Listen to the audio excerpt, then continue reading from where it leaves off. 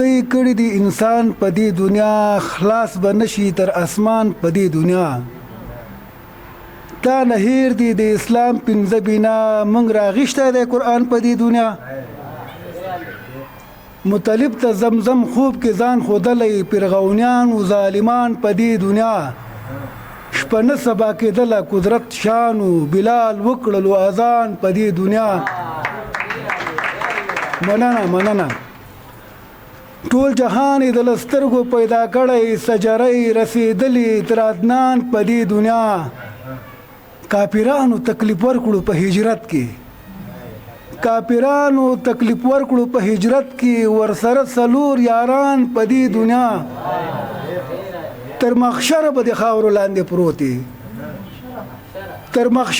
خاورو لاندې پروتي خطر امری به هر انسان په دې دنیا